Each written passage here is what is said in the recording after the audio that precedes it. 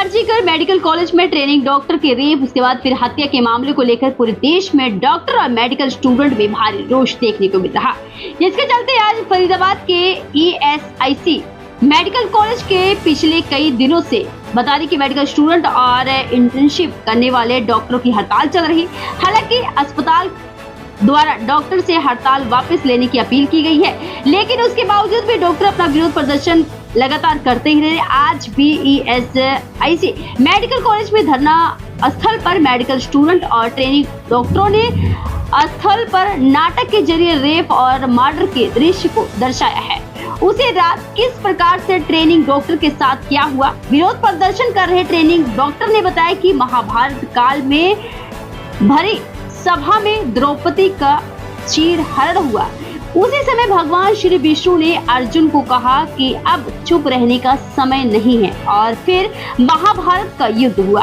उन्होंने कहा कि इस तरह रेप और मर्डर के मामले को लेकर लगातार विरोध प्रदर्शन जारी है और कैंडल मार्च तक निकाले जा रहे। उन्होंने बताया कि आज नाटक के जरिए उसी दृश्य को पेश करने की कोशिश की गई है। किस प्रकार कोलकाता में ट्रेनिंग डॉक्टर का रेप, उसके बाद फिर उसकी हत्या करी। उसका कहना है कि जब तक इंसाफ नहीं मिलता लगातार हर रोज विरोध प्रदर्शन ऐसे ही चलता रहेगा। प्राइम की न्यूज़ के लिए श्याम सुंदर मित्तल। वंश वंश वंश वंश, अभी आज आप किस तरीके, जैसे देखा जा रहा है कि आपने जो है जो अपना कविता के माध्यम से जो है जस्टिस मांगा है, क्या कविता है?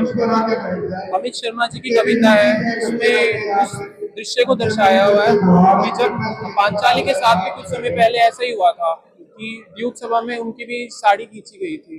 तो उस चीज को देखते हुए श्री कृष्ण ने अर्जुन को कहा था कि अब पार्थ, अब चुप रहने का समय नहीं है, अब नारी की इज्जत पे बात है, तो अब तुम्हें महाभारत करनी चाहिए।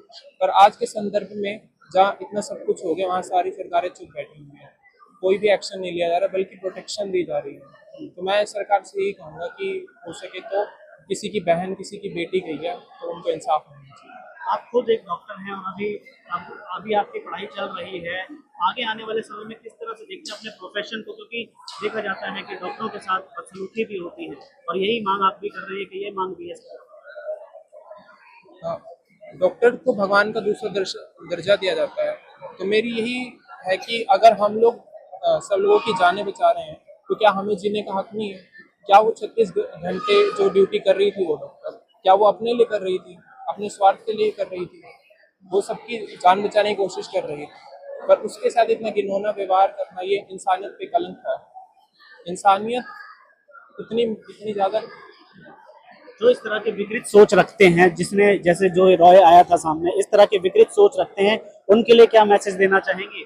उनको कड़ी से कड़ी सजा मिलनी चाहिए। मेरी सरकार से यही विनम्र निवेदन है कि नारी के सम्मान के लिए, जिस देश में आप नारी को देवी की तरह पूजते हो, अगर उस देश में नारी सुरक्षित ही नहीं है तो ऐसे पूजन, ऐसे प्रार्थना या पूजा करने का क्या फायदा? क्या नाम है? मेरा नाम डॉक्टर लक्षिंदर है। आज जो है किस तरह से आप जस्टिस के लिए जो है आप मांग कर रहे हैं? तो जैसे कि आपको पता ही है, हम प्रोटेस्ट कर रहे हैं, बहुत सारे कैंडल मार्च हमने की है ना, और यहाँ पे बैठ के नारे भी लगा रहे हैं और अपने साथियों को जागरूक भी कर रहे हैं कि हमें क्या मांग है और क्या हमारे लिए लॉ है, क्या हमारे लिए गवर्नमेंट की तरफ से। और हमने आज एक नुक्कड़ नाटक भी किया जिससे हमने अपने यहाँ पे प्रेजेंट पेशेंट्स को, हमारे जो साथी हैं, हमारे यूटीज हैं, उन सबको बताया कि क्या हुआ था उस रात और अब हमारी कैसे मांग है, हम न्याय में क्या चाहते हैं। उसके अलावा हमने आज सेंटर प्रोटेक्शन एक्ट की भी बात करी और उसमें भी बताया कि उस एक्ट में क्या लिखा गया था, लेकिन वो एक्ट अभी तक पास नहीं हुआ और हमें लगता है कि आज सुप्रीम कोर्ट भी कुछ फैसला करेगी और इस न्याय के लिए कुछ फैसला करेगी, नए कानून बनाएगी ताकि ऐसे हादसे हमें रोज रोज ना झेलने पड़े, ऐसे हमें दोबारा ना बैठना।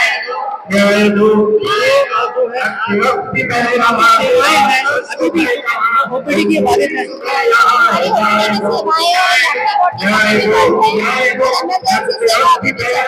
इमरजेंसी सेवाओं में क्या क्या सेवाएं हैं जो जिसमें आप सहयोग करेंगे?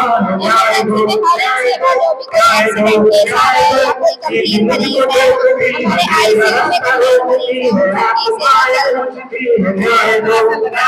ये मामला चल रहा है, जस्टिस इसमें इतनी देरी क्यों हो रही है? हम अपनी सरकार से यही पूछना चाहते हैं कि इसमें देरी क्यों हो रही है। एक डॉक्टर को एक नोबल प्रोफेशन माना जाता है। एक डॉक्टर सबकी जान बचाने के लिए दिन रात जागते हैं, दिन रात मेहनत करते हैं। उन्हीं को ही इंसाफ मिलने के लिए आज हमें जमीनों पे बैठना पड़ रहा है। लेकिन सरकार की तरफ से हमें कोई भी न्याय हमको कोई आश्वासन नहीं मिला, ना ही अभी तक हमें कुछ ऐसा दिखा है कि सरकार ने एक्शन लिया हो इस चीज।